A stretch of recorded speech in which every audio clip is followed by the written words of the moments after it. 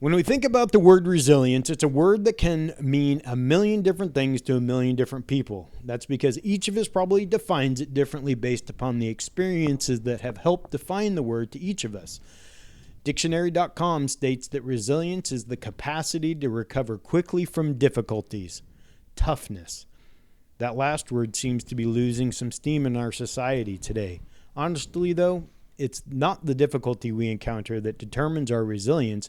It's the toughness we embrace, hone, and dispatch that allows us to overcome our challenges and build upon the resilience that lies within each and every one of us.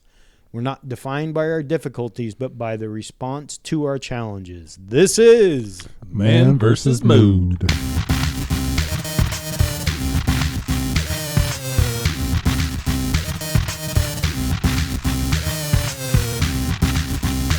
Welcome, boys. How are we doing? We just finished up, we wrapped up the second part of the fear episode that I lost because I didn't have enough data on the memory card. So we finished that up, but we had a little break. We're back in the saddle. Everyone's checking their phones, evidently, and not podcasting.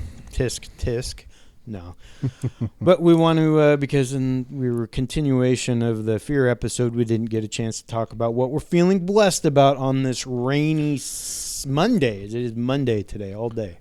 Gary, let's start with you. So what I was looking up is I was just texting my cousin, but he started a clothing brand. Really? And they're so are we he gonna be a sponsor or what? Are you gonna be grateful for this or? Yeah. Hopefully, but I mean, I don't know. Like I'm grateful that he took the risk and tried. Oh, it's amazing. And that is such a hard world to live in. Yeah, yeah. So hard. So he switched careers and he started a clothing brand, like him and his friends, and they donate 5% to the American Foundation of Suicide Prevention. That's awesome. Well, we're gonna have to give him a shout out. What's the name? It's called Wholesome. Let me get this right for sure. So it's called Wholesome Boy, and I mean, he's a great dude. Like, he's a great guy. I'm definitely gonna get some of his merch and stuff like that. But it's called Wholesome Boy, and they donate 5% to the American Foundation of Suicide Prevention. Do you have his website? Is it wholesomeboy.com? It's wholesomeboy.com. I'm pretty sure. Go check him out, everyone.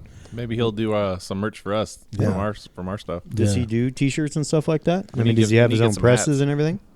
We got to talk to him. We'll be talking to him. No, that's anyone that gets into that particular world has got to have balls of steel because there is so much fucking competition. Yeah. I mean, it is. And you know why I know that? Because I watch Shark Tank and Damon John tells me that. Oh, yeah. And I believe Damon John because he was slanging shirts on the corner and his mom mortgaged her house to help him finance it. That is the type of parent that I want to be. Not that I'm going to mortgage my house, but that I believe in my children because they have shown the resilience that is necessary to do something like that. That's a lot of confidence for tremendous. Well, why don't you go next? You're always last, so why don't you go second? Today I am feeling grateful for, actually I had a couple of them, and then they both, of course, left my mind. No, I know Wednesday it's going to be 70 degrees, and I have been thinking about that since I saw it on Friday because I am a whore for the sun. I'm a sun whore. Well, at least you admit it. Oh, I just bring the heat. Give me the 90 degrees. Oh, here it is. Second one was that we're not going to be changing time anymore. The daylight savings is going away. Right. We're staying on. Although I would rather stay on standard time, but they have decided to finally pass a law. What? We're not. When does this happen? I never heard of it. It just passed on Friday. It passed the Senate. Hell yes. And so I have that in my mind because it kicked my ass last week. I know I sound like such an old when I say that, but you're an old ditty. Yeah, until about Thursday. I just felt out of sorts. Now I get up at 4:30 in the morning, but I slept to my alarm. That's how much it messed me up, and I never do that. So I am very thankful that we will not be changing times anymore and that we have 70-degree weather coming. So the website is wholesomeboy.co. So .co. Yeah. Okay. Yeah. So And I'll drop a link in on when I post this episode onto the website, ManVsMood.com. I will post a link to Wholesome Boy on there, and maybe we'll bring him on the show because I think it would be really cool to hear how starting a business like that, how it impacts his mental health. Okay, Mike, your turn. I am grateful for you guys. Oh, thank you. Oh, that's cute. And I'm not just saying that because, Gary said it, 15 shows in a row. But, Oh, that's some cold ass shit, Mike. I said the ducks in the weather is a big difference. Not today. If you listen back, there's a lot of shows where you're like, I'm just grateful for this entire thing. And, not to make fun of you, but. Because I think you guys are so sweet. And I'm thankful for the ambiance of this doilies. Yeah, exactly. No, I am grateful for you guys because, I've been struggling with some stuff lately. And I talked to you pre-show about it. And just like. It helps me get my mind around it because instead of it being inside my head, rolling and just, compiling on itself and making it worse, I'm able to talk to you guys about it and get it off my chest. And that's why I really like doing the podcast and going to counseling and meeting with friends and just getting stuff out there helps so much lighten the load of the stuff that I feel like I have to carry on my shoulders, Mm-hmm. Well, and having that outlet we just don't understand the value of it. That even if it's just 5 minutes, and that's why it's whether you know somebody or don't know somebody that's going through something, reaching out to them. I know, Mike, you have talked about that quite a bit, that having the whether it was with you and I or your buddy that you didn't talk to for a long time, how good you feel. And we've all said that when we've left the show here, that it's like the cup. You can feel it when we need it because Gary's like, oh, I really need to get together with you guys. And then just thinking about the DMV and Will's like, I miss Gary's face. And, so. Well, I have it on my screen. But I saw his little face bouncing around your screen like the I don't know about TVs, I don't like him bouncing around. No? Okay. We'll talk about that later. Then my second one, because I do have two today. My clients don't know yet, but I am grateful that I got another house under contract. Look at you.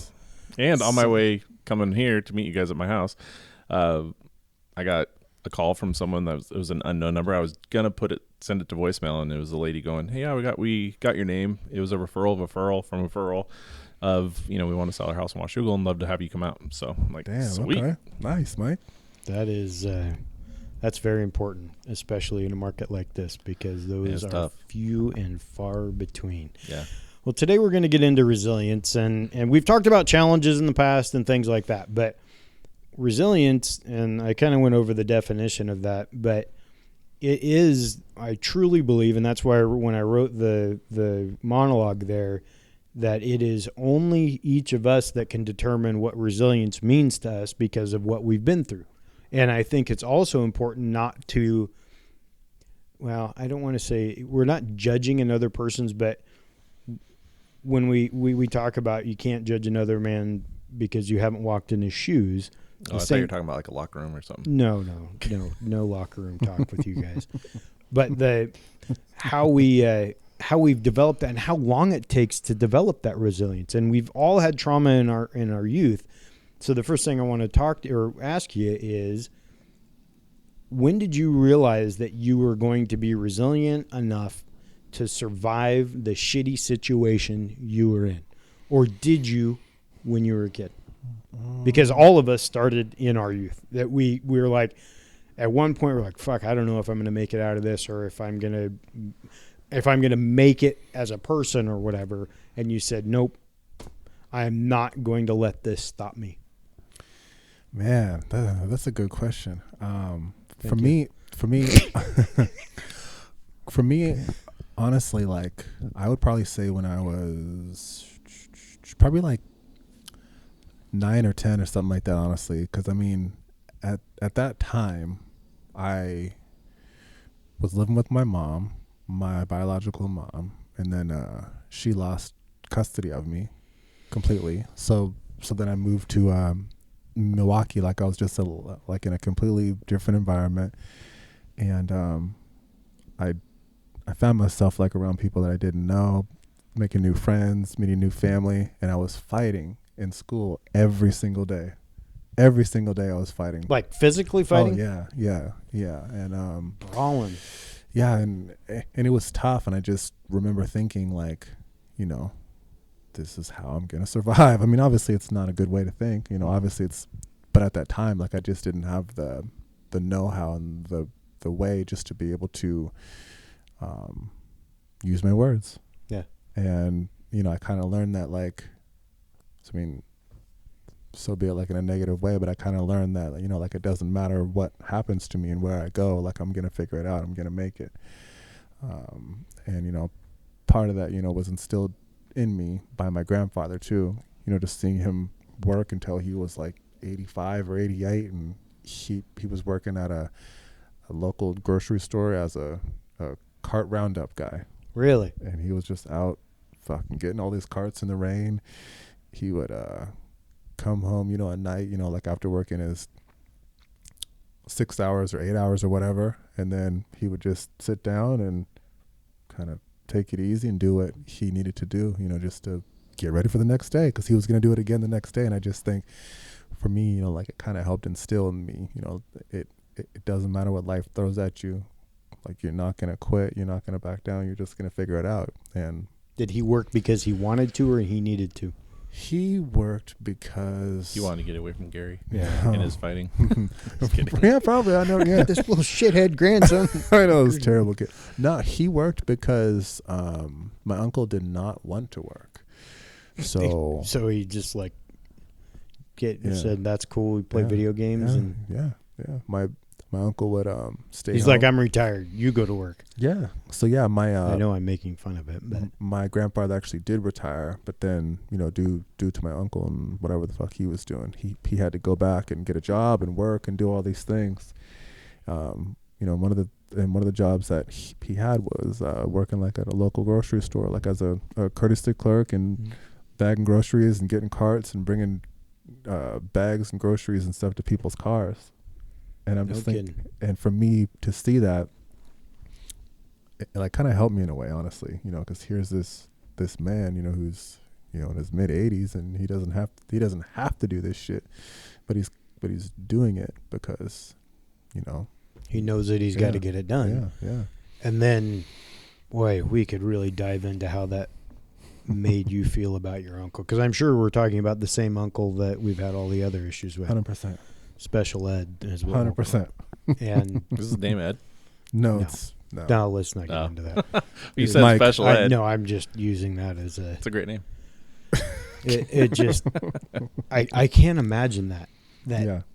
But then, and the reason I say it is because how, as a father, you would not try to hold your kid accountable for acting like that. And so there's so many dynamics that are in play there. Yeah, and I mean, for me, at that time, you know, not realizing, you know, what's going on and the complexity, like, of the situation, like, I'm just thinking, why do I have to go out and, you know, work to get money? Like, why do I have to go out and do things to, you know, achieve, like, independence and stuff like that? But my uncle is sitting at home doing nothing.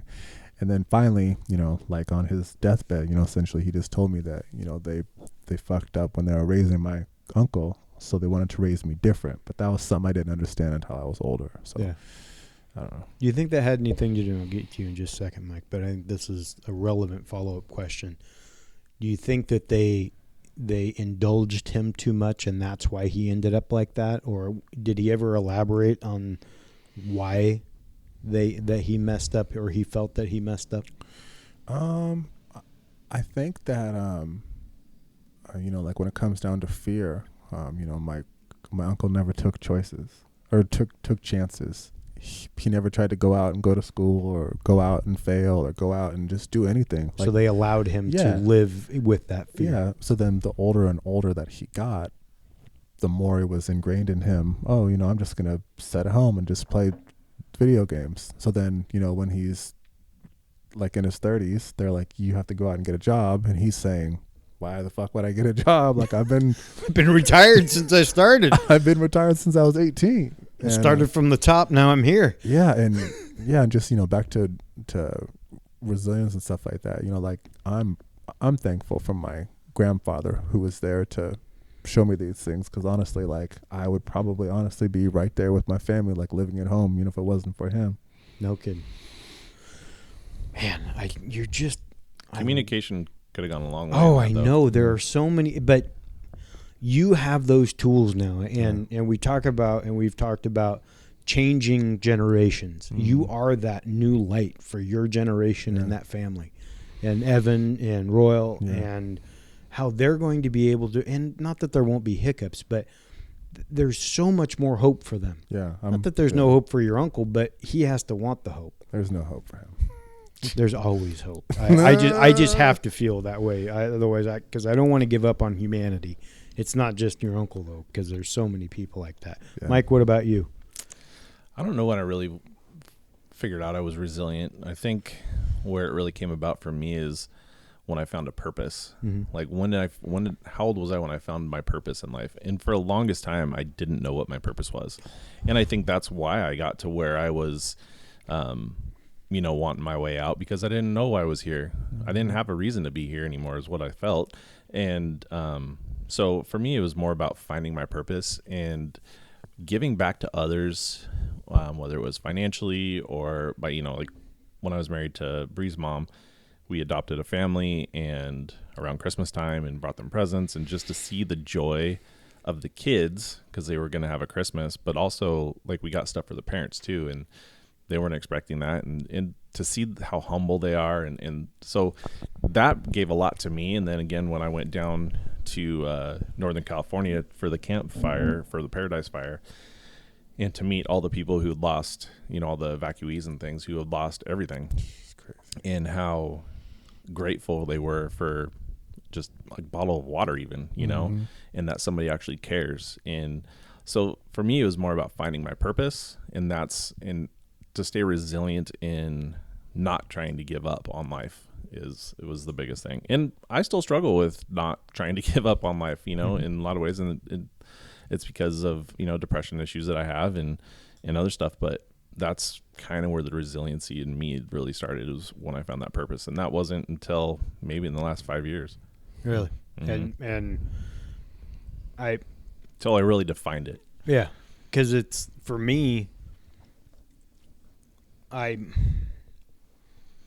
I'm still really learning it in some aspects of my life, because what you just said with that purpose thing, like doing this gives me and not that I'm like trying to build myself up by talking about my problems and trying, put myself out there to other people, thinking that I'm greater than everybody else. I'm not, but this gives me a purpose to be able to talk to other people. And like in one of the groups that I go to, I use my experience or my situation of what led up to that day.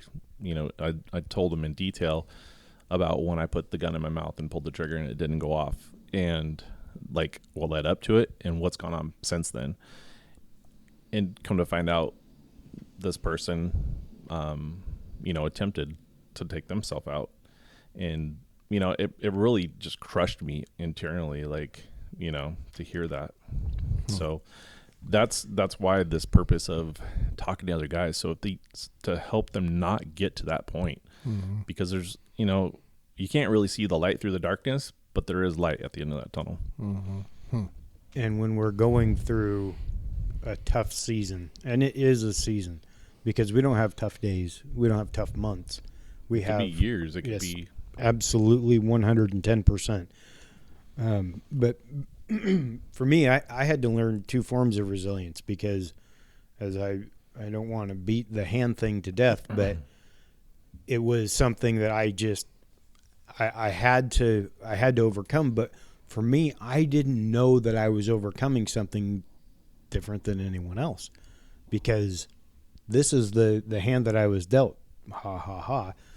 But it was, I really didn't know any different. So I know people that get their hand lopped off at 35 years old, and it just destroys them because they don't know how they're going to cope with it. Well, I didn't have to cope because this is just the way it was.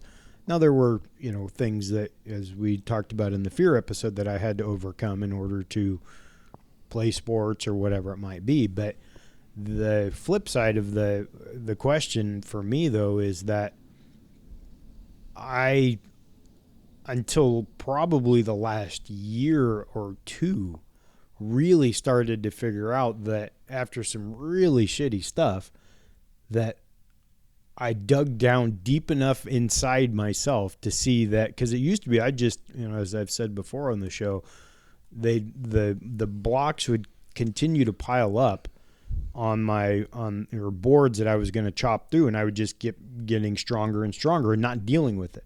And I don't think that was resilience, though. Yes, I was surviving a situation, but when I really look back at it, I look at the amount of substance abuse that I was surrounded by, and I think that is the epitome of not having resilience, that you're taking the easy way out by drinking, or, and in my case it was all alcohol related, not so much drugs, but the demand that placed upon every relationship that I had, because alcohol was the center of attention at all times, regardless of whether it was a party or whatever.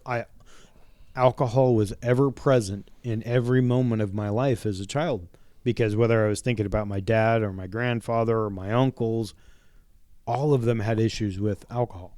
And so I knew when I made the decision people that listened to this that knew me in my early 20s knew that I could party with the best of them, and I was usually the center of attention, but because I wanted to party and have a good time and do, take the focus away from the pain that I was feeling. But I made a decision that I was not ever going to be an alcoholic. I didn't matter what happened, but I knew that I was not going to be that person. And I think that was kind of that point in my life where I may not have called it resilience, and I knew that's how I looked at it, but knowing that alcohol was not going to have the power over my life that it had over every other male in my life, that was a huge moment for me, and that I had accepted it. Okay, you can drink and you can manage it, but it is not going to be the 5th of Canadian Mist a day that it was for my dad. Yeah. And that was kind of I don't want to call it an epiphany, but more like I was just determined that my kids were not going to deal with that bullshit. Because that was, I guess that it was resilient that I dealt with it, but I also didn't deal with it for many, many years until very recently that I accept that the role or the toll the alcohol played on me, even though I wasn't the one drinking, because I saw how fucked up everyone was in my family. Jesus. And I mean, the morning of my sister's wedding, we're in New York. My dad comes stumbling in at 4:00 in the morning. I'm 23 at this time, 22, somewhere around there. And we had to be up at 10:00 in the morning, and he's still fucking destroyed. And we're going to the wedding. Jesus. And I'm just like, this is the most fucked. And I got mad at him. I'm like, this is fucking obnoxious. I mean, you're a grown-ass man. Your daughter is getting married in 3 hours, and you're stumbling around drunk. Still. And you didn't know where the fuck you were last night. Wow.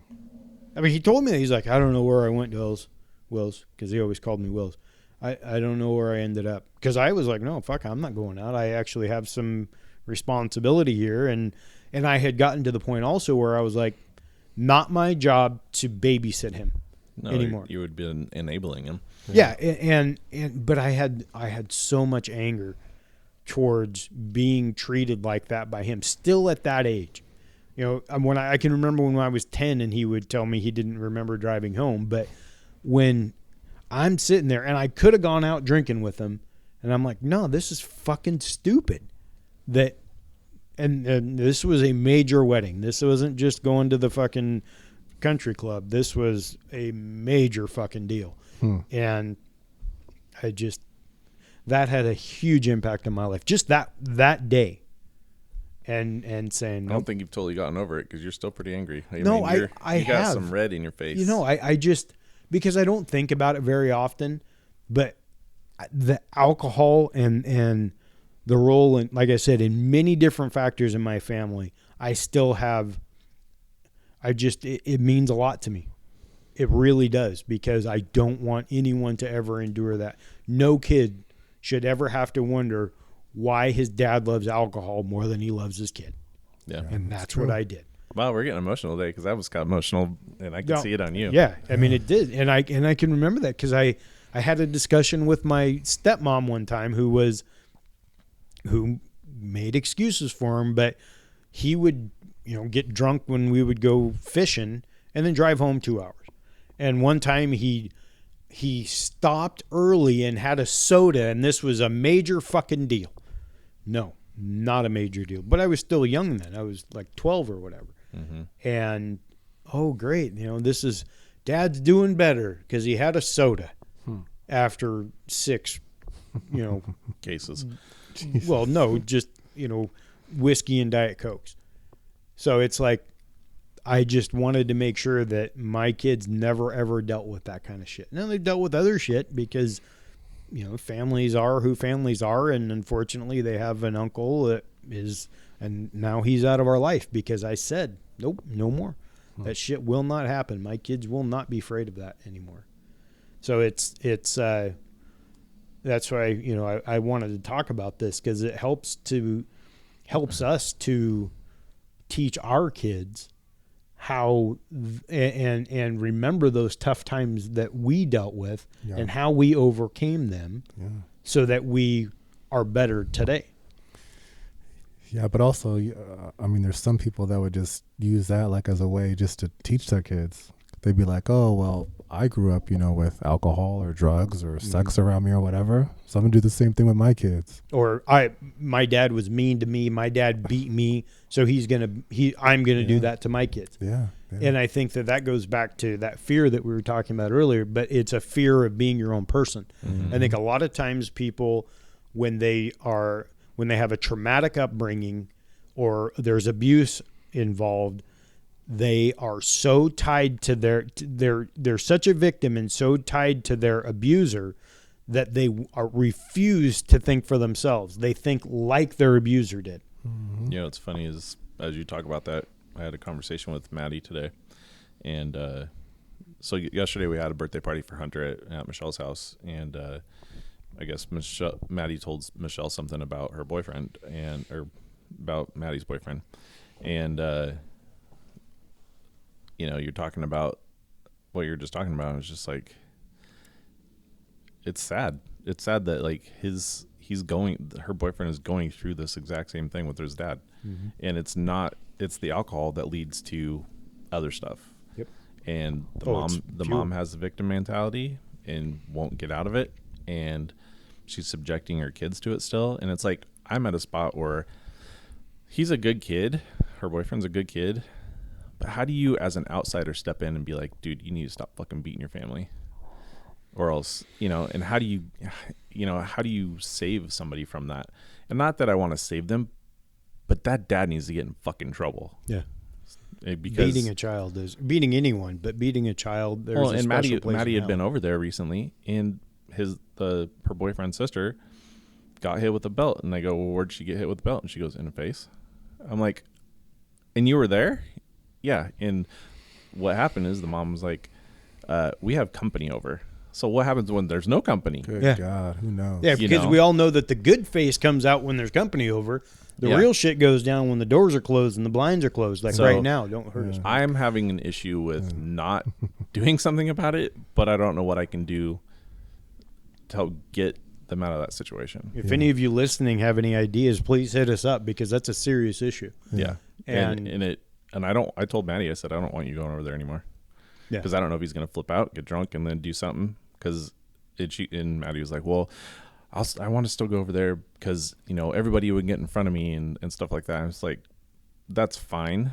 But that's not a, yeah. What if that doesn't happen, though? Yeah, because they're scared of him or whatever. Or he gets a fucking gun out or whatever. Because if you're willing to hit your kid, what is the next Rubicon you can cross? You kill him. Yeah. Because if you're willing to beat your own flesh and blood, and I told her, I said, your dad his dad would have a lot more to deal with than just them standing in front, because I'll go to jail. Yeah, I have no problem going to jail to protect you. There's no level of way that can go on without being held accountable. Mm-hmm. And I mean, I think that if we knew how commonplace that was. I mean, Gary, you've talked about violence in your own home. Mm-hmm. And how does her boyfriend build that resilience? Right. I mean, as somebody that has dealt with that violence, the very real fear that somebody may hurt you, even when you're asleep. I mean, you've talked about, like, am I going to have a fucking rock thrown at me, or am I going to batteries chucked at me, or what? Yeah. What is that? What's that feel like? And how do you walk yourself into a place where you aren't going to be a victim and you're not going to go kill him yourself, but you've just decided, I've got to be a bigger person? Because you've gotten there, I think. Yeah, it's tough, because it's like you're a teenager, you're a kid, and you're thinking, like, I need to show that I'm a man. Like, I need to show that I'm an adult. Like, I need to show that I'm not going to put up with this shit, but also, like, you want to keep in mind, I don't want to go to jail, or I don't want to go to prison, or whatever else too. So, I mean, it's very tough, but I think that in these, circumstances, other people have to step in. Yeah. Like, I think that other people, have to say, look, like, this is not okay. Because, I mean, for me, like, I just know way too many people that are in these types of environments where they go through this as a child, and now they're grown up. And that's my fear for her. For my daughter, is like, if you stay with this guy, how do I know he's not going to be like his dad? Yeah. But you could do the total opposite, like what we've done, where you're like, I'm never going to be an alcoholic. I'm like, I'm never going to not be in my kid's life, and maybe he goes that full route, but there's going to be something that's compensated for. Yeah, and I don't know, it's just tough, because I have one friend who grew up, in an environment where his dad was doing drugs and assaulting other people and drinking a lot, and then he, and cheating on his mom, and then he said, I'm never going to be like that. Mm-hmm. I'm not going to do that shit. Like, I'm going to be faithful to my girlfriend. We're going to build a nice life together. I'm going to be there for her. I'm going to love her. I'm going to show her appreciation and admiration and love, which that's how it should be. But then I have friends too where the worst things are happening, What do you think? And I'd really like the two of you to, because you had more fear of violence, you and you, both of you. That's why I said you two. But I didn't have fear of violence. I did not grow up with a fear of violence. So that is foreign to me. But what you've both said is that outsiders know and have knowledge of these things occurring. Mm-hmm. And because you guys have seen it in the past for yourself, you probably know what the symptoms of that look like in other people. But why do you think it is that people are so willing to let those things slide? And what does that look like? What does that look like for, I mean, the church lets it slide when the kid comes up and says, my dad is touching me inappropriately. And the elder or the pastor or whatever says, oh no, you're making that up. And I'm talking about the kid parent dynamic here. How does that look to you guys? And so that maybe other people can keep an eye out for that when violence is in play or something like that. Well, I know for myself, like, I would always keep covered. I wouldn't want to take shirt off if I was at the beach, or, it was just, most kids would be like, oh, we're going swimming, take your shirt off. But me, it was like, no, I don't want people to see bruises, so, and then it became, well, how can I keep my shirt on? I'll eat a lot more food. And that led into that food addiction. And because I was more than ashamed of my body, and I still have insecurities around that. I mean, I was talking to Michelle about it today. I'm like, when her and I are arguing or not getting along, or even other relationships, that's my go-to is to food. And then my insecurities play on top of itself. So it's like, if someone's really kind of hiding themselves or being above and beyond of what they normally are, like out of character, then that would, to me, would be another sign, what's going on. I had a friend that was he never drank, and we would go. He wanted to go like to the club or whatever, go dancing and hit up on girls and stuff, and like he would get belligerent. And I'm just like, dude, what the fuck is going on with you? You know, and I had no idea that there was stuff going on at home where like I don't really want to say much because I don't know if he listens or not, but like there was just some bad stuff going on at home, and he compensated with the wrong stuff. Yeah. And so that's what it's looked like for me in some of my experiences. But then there's also the flip side is isolation. I would isolate, wouldn't talk to anybody, you know, and I was a pretty social kid, always going out and playing with the friends. And then there came a time where my friends stopped coming around even asking if I could play because I just isolate away and be like, no, I'm busy. Yeah. You know, so it can go in multiple different ways. Yeah. It's how well you really know that person. And, you know, I'm pretty good, you know, when you go back to the Enneagram where you're a 2 and you read people, and I'm a high on the 2. So like with what's going on with Maddie and her boyfriend, it's like, I can read him and I'll ask him, hey, what's going on? How's it going? And, you'd be like, oh, everything's, you know, good, whatever. No, don't bullshit me. Yeah. You know, There's something off in the matrix. yeah. But again, it comes, how much does he really want to know people to know about what's going on at home? So it's a fine line. And really he's a fine developing line. those skills that we all have already. Yeah. So you can see that those skills probably aren't as tuned as yours are or mine or Well, Gary's. he's only 15. He's Yeah. a 15-year-old kid. Like he's probably doesn't pretty have good the at it, life but- experience that we have.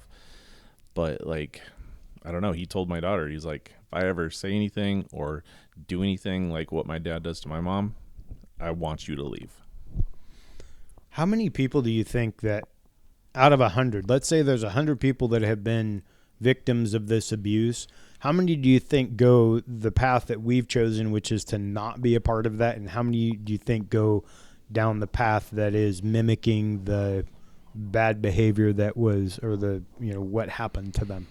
Gary, do you have an idea or a guess? Because I have that's no all clue. it is a guess. I have no clue. But I mean, like, I'm just sitting here thinking about, you know, the people that I know that grew up in the same household, and then, you know, they become adults, and then one brother will act one way and the other brother will be, you know, physically assaulting women, beating them up, hitting them, punching them, whatever. And it's just, it's sad, but Can we expand on that a little bit as to, if you know the dynamics of that relationship, yeah.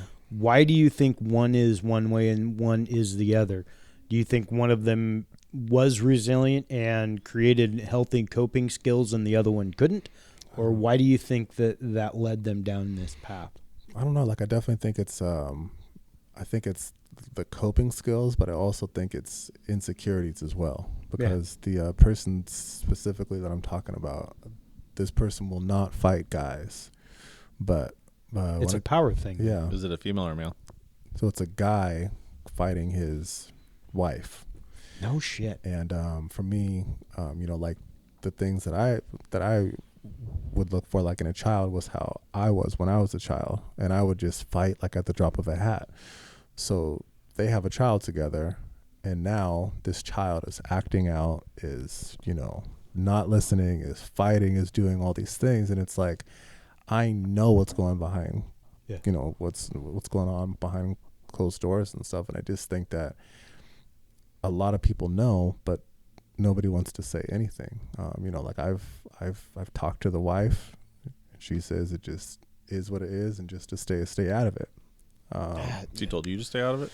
Yeah, Man, that's rough. and it's But that's the victim mentality. You hear about all the time where for example, there was not too long ago, the mom that was killed in the school parking lot by her estranged husband, who had a paper restraining order against him, where he was physically abusive, and she showed up to school to pull her kids out because it sounded like he was going to go get them. He showed up in the parking lot and shot her with kidding. the kids in the car and the grandma in the car. Yeah. And unfortunately, I mean, I know people that have not left a spouse because they were so afraid that the spouse was going to kill them, that it was worth it to live with the fear or live in the situation. Then I think that's where resiliency can go wrong in a lot of ways, where they're resilient in staying, but at what cost? Yeah. What am I putting up with? What am I letting my children endure so that I don't have to confront the fear I have of leaving Right. and that uncertainty? Right. Like for me, like I just think, this couple's daughter is seeing all these things happen, is seeing, mommy get assaulted and just taking it. And, man, there was one instance where I basically where, the wife was in the shower and she called me and I didn't hear anything. In the shower? Yeah. I'm just like, hello, hello, hello. And then, all I heard was her saying his name while he was attacking her and while he was beating her. So you heard it. Did you record it? No, I didn't. I was in such shock that I couldn't believe it. And by this point, it was essentially told to everybody, don't tell anybody, don't say anything. This is our family problem. This is how he grew up. This is how she grew up. And we're gonna excuse it. Yeah, exactly. It's fucking stupid, man. I got a stat here for you that about 1 in 4 women and nearly 1 in 10 men have experienced contact sexual violence, physical violence, and or stalking by an intimate partner during their lifetime, and reported some form of intimate partner violence related impact. 1 in 4 for women, 1 in 10 for men. And it's not always the guys that are. I mean, I know some women that are physically violent towards men. Absolutely. So it's not one or the other. But that. the biggest, to me, that's the biggest fucking coward in the world is someone that beats on their spouse or their children. Mm-hmm. Yeah, and all it does is scream insecurity, fear. I mean, that's I think, again, the biggest one is that they probably have not developed, they have not developed resilience because they're so afraid of letting people even be who they are, that they have to put them physically down. And I think it is so much more prevalent than even that, because that's people, just what's been told. Yeah, what's been reported or is reflected in crime statistics or whatever it might be.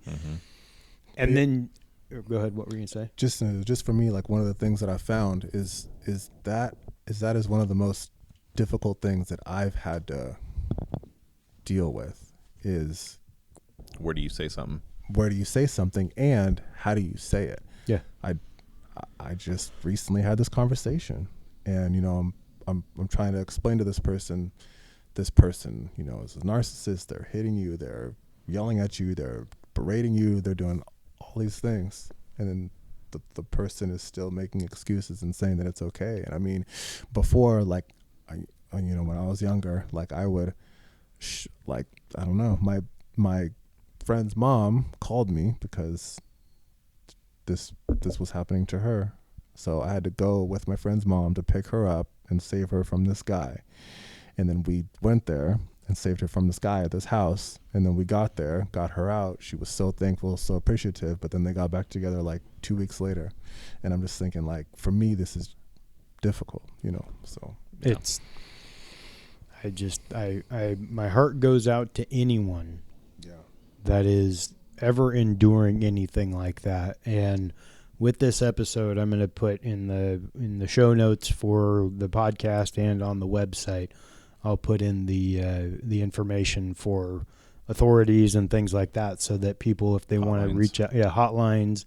But please, if you do know somebody that is in a situation like that, try to be of a benefit to them. I understand that they're afraid it may make their situation worse, but it's a helpless feeling. Even, in our position where we've experienced it and seen it, and we don't really know where to go with it and what to do. Where do we go? What authorities do we tell to not make the situation worse? Yeah.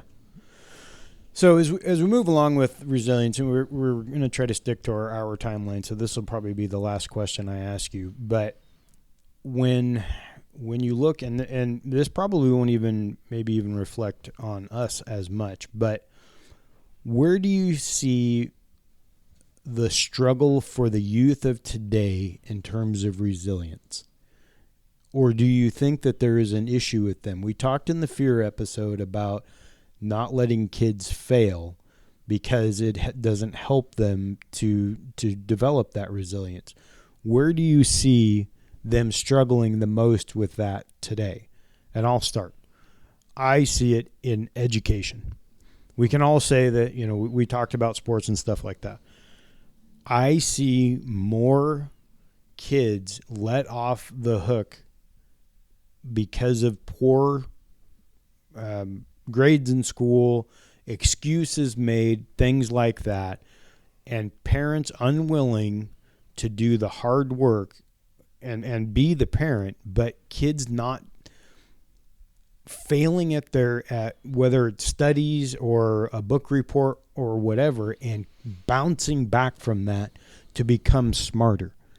And you've got parents doing book reports, school projects, Google writing papers, things like that. And I think that it is a travesty that education and not putting ourselves out, or not having our kids put themselves out there to have unique ideas, is a failing of our society on a plane we can't even imagine, because it used to be that we really valued education. I mean, at least I think so. I think that 40, 50 years ago, and not saying that I don't want to go back to that time, but what I want is that I want it to be valuable to be smart and to be proud of being smart. I don't want kids to be proud of getting poor grades. And I think that is a little better than when I was a kid, but it's letting kids off the hook too easy when they haven't put their best effort into their education.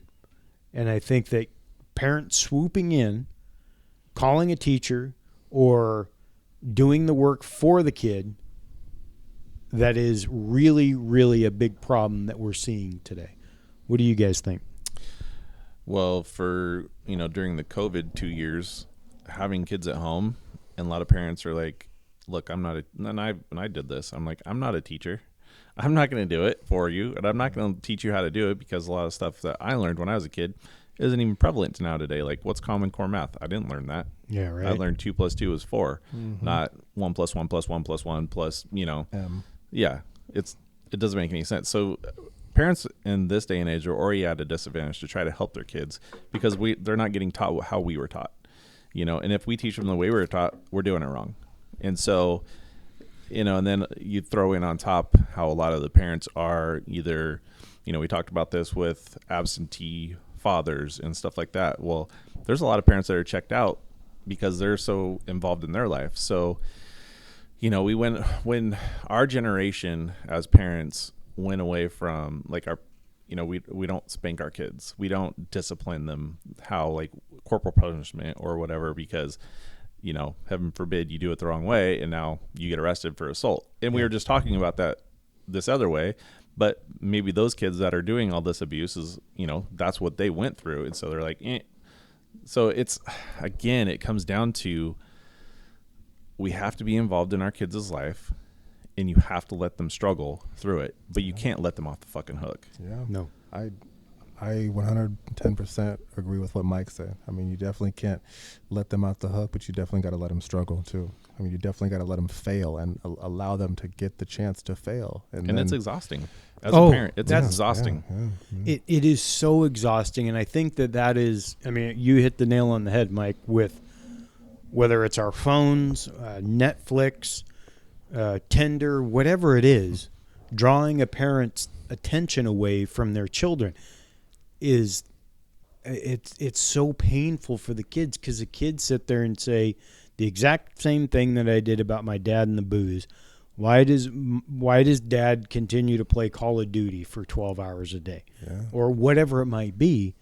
And I totally get what you mean with, whether it's high school math or whatever, and getting them the help by somebody that knows what they're doing is so much better than calling the teacher and telling the teacher, give Timmy an A because I said so, or throwing a fit and walking into the principal's office because, Timmy ripped the and there's probably a guy named Tim listening that really thinks I hate Tims. It has nothing to do with that. I don't know why. Oh, he does. He mentions that after I the fact. mentioned my hatred for Tims. Timmy. It's more Tim Allen from Home Improvement, but But that is a huge failing of parents, is to not put the device down, not whatever is calling their attention, and just sit with their kids and understand that something that helps build resiliency in your kids is when you show them your failings, that you're not perfect, that mom and dad are not on a pedestal, that we are growing every single day, and that we're learning as parents with you kids. We don't have this shit figured out. I don't care if you got 12 kids and you're 55 years old. You're still learning. Or at least you should be, I should say.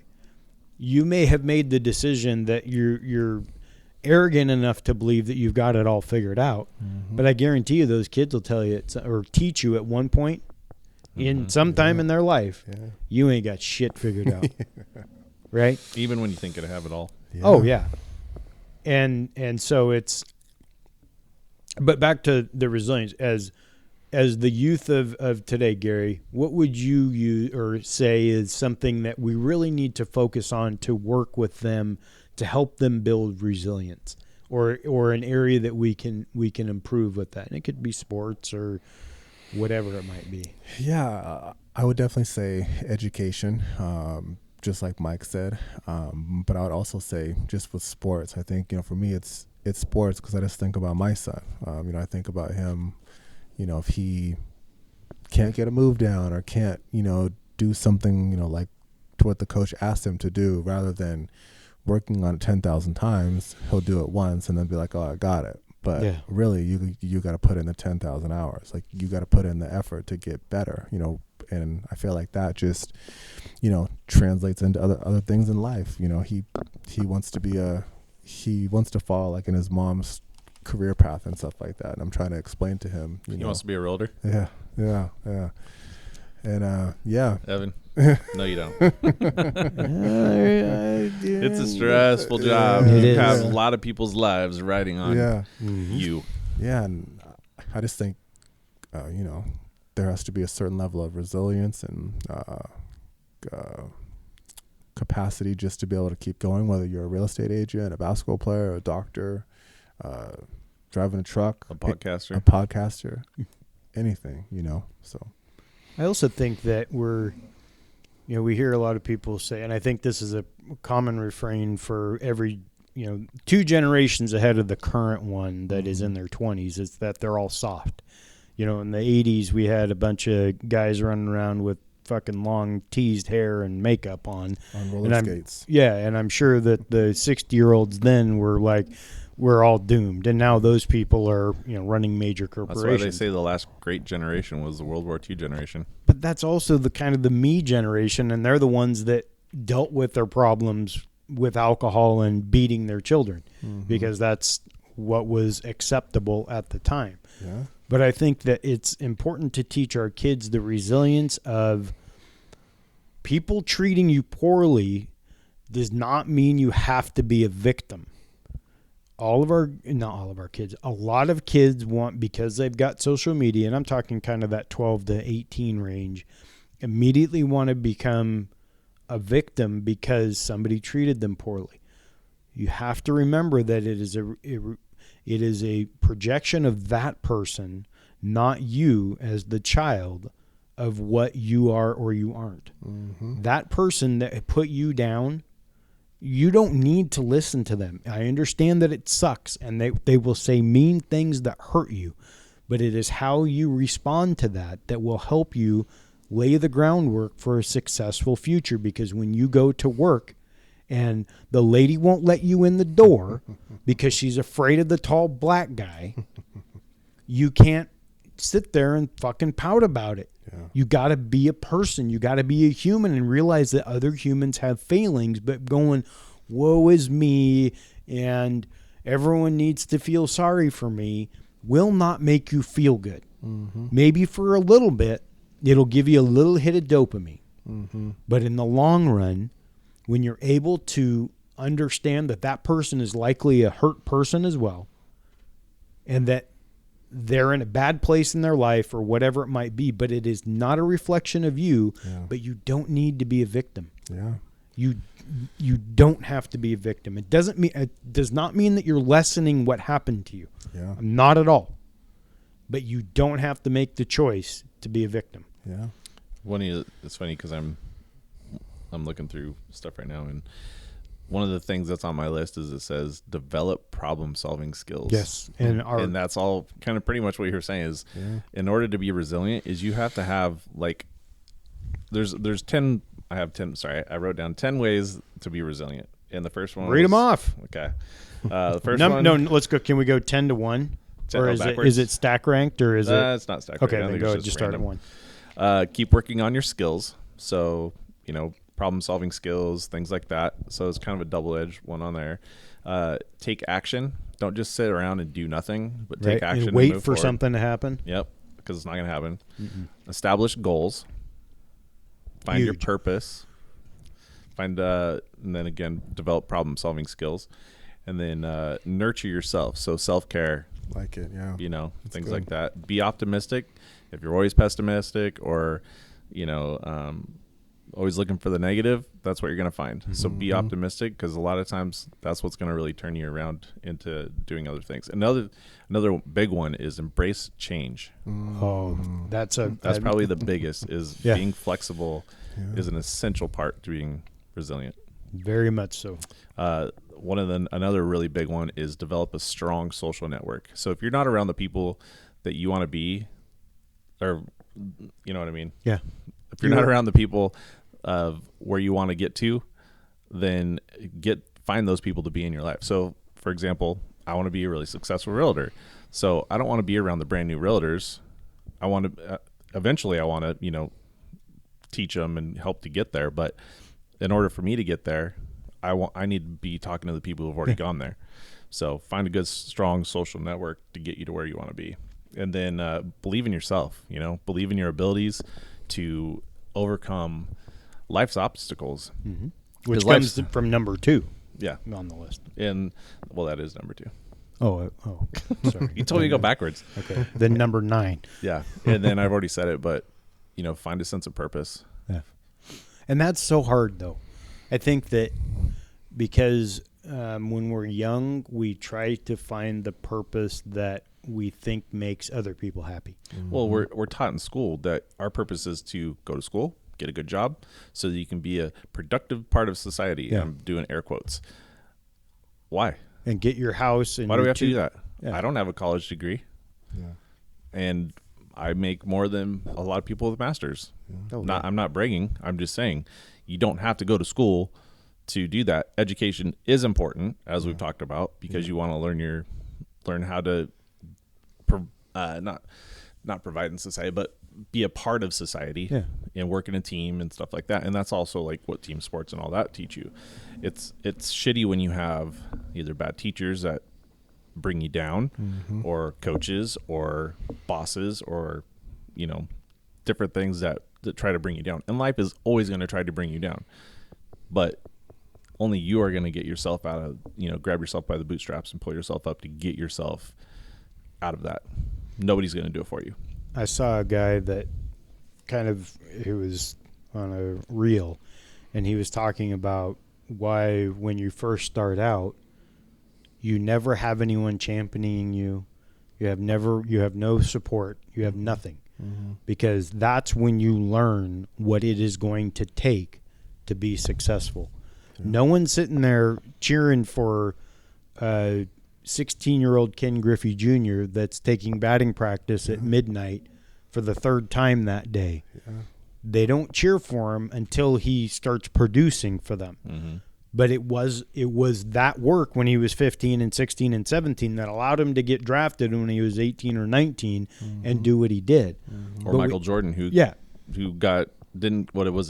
get cut from his freshman high school team. Yeah, something like that. And ended up become one of the greatest basketball players ever. The GOAT. Yes. The I don't. Well, yes, he's up there. Just stop. But Kobe, no, he is I would there. put Kobe up there with him. Nope. Sorry. Can't agree with that. How many rings Kobe got? 5. He's one shy. Sorry. Yeah. Well, one is big, and Mike took 2 years off for a gambling issue, and he would have had 2 more. Anyway, he took time off because his father got killed. That too. There's all kinds of different theories behind that, but and his baseball career sucks. So. Yeah, right. But that's. I mean, all of those are wonderful points. Yeah. But it's. You really got me off on the Michael Jordan Kobe thing now. I'm going to leave it at that. Well, as we wrap up and have some final comments on resilience and kind of what it means to each of you or each of us or all of the above. Gary's like, what the fuck is he talking about again? I'm proud to say that I know you guys and I've known you for a while, both of you, and to see how resilient you've been to get to, Gary, where you're at from where I know you were back when we worked together to see where you are now. You're a totally different person. Yeah. Totally different. Yeah, like the guy I see now is not somebody that I would have ever have thought would have been around how you are now. Yeah. And Will, same thing for you, man. When we started meeting and for work stuff and just on how unhappy you were and how hurt you were in a lot of ways by family things and then also career things. I know, like, you were super angry. Let's put it that way. And sometimes that fiery anger comes out, but you are way not that person anymore. Like you've cooled off a lot. Yeah. Well, so, like I've tried to talk about is just channeling that fear for good. Yeah. Mm-hmm. Or not fear, that anger for good, because I do not like being angry. Yeah. At all. Yeah. No, it doesn't do anybody any good. No, it's it just hurts us. Righteous anger, but then again, is it really going to be good or is it going to hurt people too? Yeah, right. Exactly. So, but yeah, it's like, we're sitting here talking about, hours in the gym, hours in the batter's box, like all these different things. And I feel like we can kind of use that like in our own lives, whether it's channeling your anger or channeling things, that are feeding you or whatever. Right. And for me, I'm sitting here and I'm thinking about my definitions of resiliency and how they've changed and stuff like that. And I think for me as a child, it was my grandfather, seeing his capacity to get up and go to work and having swollen feet and whatever else and still doing it. And then it changed to in high school, seeing Kelsey, being talked to crazy, and she still did it. And she made the Olympics and did all these things. And I think that now, like, my definition of resiliency is almost us in a way. For me to sit here and hear, some of the things people said to you, called you whatever, like, I don't even want to say it. Like, that's fucking crazy. That's because people are crazy. Yeah, like a lot of people would have just quit. A lot of people would have just hung it up. And the same thing for you, Mike. And the same thing for me. And I just think that. I tried hanging it up. Yeah. For whatever reason, it didn't work. But yeah, I know the reason it didn't work. I'm here. Yeah. To talk about all this. Yeah, definitely. And it's just it's great to be in this space. I'm glad we're in this space. I appreciate you guys. Oh, good plug. And yeah, I hope that more people challenge themselves to get better, to lower their anger or to lower their things that they're using to displace, because it feels so much better. Oh, it does. When you get through your fucking shit, when you get over the hill, when you get through the mountain, when you spend that $10,000 or 10,000 hours in the batter's box, and like in the gym or in the book, or for me, audiobooks. I've learned so much from audiobooks, and I really want people just to challenge themselves just to be a better person. Yeah. So then you can use your story for somebody else, and that could potentially save somebody else's life. Oh, and we don't say that lightly, and I know you don't say it lightly, because we have seen firsthand, each of us, that could be very, very true. Mike, we know exactly where you're coming from with that.